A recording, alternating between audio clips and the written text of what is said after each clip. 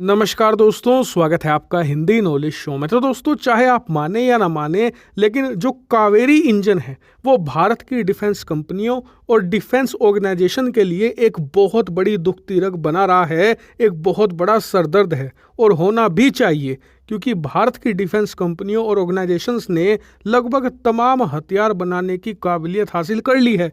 चाहे लड़ाकू विमान हो, बड़ी सुपरसोनिक मिसाइलें हों, क्रूज मिसाइलें हों, बैलिस्टिक मिसाइलें हों, आईसीबीएम हो, हर एक प्रकार की मिसाइल हम बना लेते हैं, या फिर टैंक हो, हर एक प्रकार का हम हथियार भारत में बनाने की काबिलियत रखते हैं। लेकिन इंजन, खासकर कि जेट इंजन हमारी बहुत बड़ी कमजोरी रहा है, क्योंकि कावेरी प्रोजेक्ट को कई दशक बीत चुके हैं। जी हाँ, साल नहीं, कई दशक बीत चुके हैं, लेकिन अब तक भी हम एक ऐसा कावेरी इंजन नहीं बना पाए हैं जो इतना पावरफुल हो कि भारतीय लड़ाकू विमान और भारतीय वायुसेना की ज़रूरतों को पूरा कर सके। लेकिन आज बहुत ज़्यादा दिनों के बाद कावेरी इंजन पर सबसे बड़ी खुशखबरी आई है, और खुशखबरी एक नहीं दो हैं। पहली है कावेरी 1 पर, दूसरी है कावेरी 2 पर।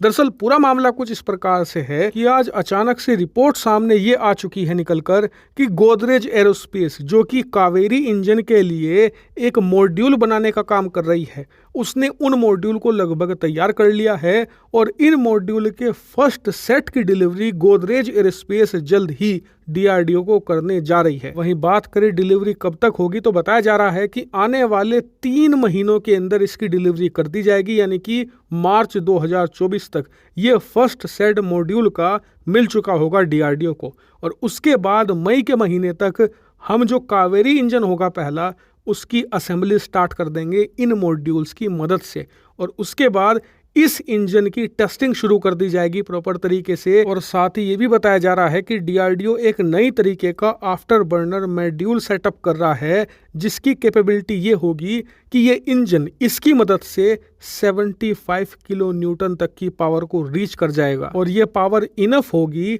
हमारे ओरा के लिए, और साथ ही जो तेजस मार्क 1A है उसके लिए। यानी कि हम आने वाले समय में कुछ ही सालों के बाद जब टेस्टिंग कंप्लीट होगी, तो इस 75 किलो न्यूटन वाले कावेरी ड्राई इंजन का इस्तेमाल करेंगे, ना सिर्फ अपने ओरा स्टेल्थ यूसीएवी ड्रोन में, बल्कि अपने तेजस मार्क 1A में भी। लेकिन क्या बात यहीं खत्म हो जाती है? नहीं।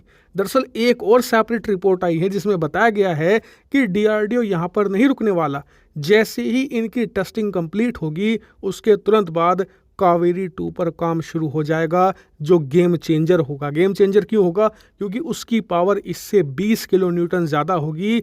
बताया जा रहा है कि कावेरी 2 की पावर होगी 95 किलो न्यूटन, और इस इंजन का इस्तेमाल हम करेंगे अपने तेजस मार्क 2 में, जो कि वर्तमान तेजस लड़ाकू विमान जो भारत के पास मौजूद है, उसका आप उसे अपग्रेडेड वर्जन या फिर बड़ा भाई कह सकते हैं, जो वर्तमान तेजस से कहीं ज़्यादा एडवांस और कहीं ज़्यादा लीथल होगा। और अगर सब कुछ सही जाता है, सही से डेवलपमेंट होता है, तो उसमें हम खुद का कावेरी 2 इंजन इंस्टॉल कर पाएंगे, और इसके अलावा जो बाकी के लड़ाकू विमान होंगे एमका को छोड़कर, उसमें भी कावेरी इंजन हम लगा सकेंगे। हालांकि इस मामले पर मैं आपको रेगुलर अपडेट देता रहूंगा, आप लोग चैनल को सब्सक्राइब कर लेना।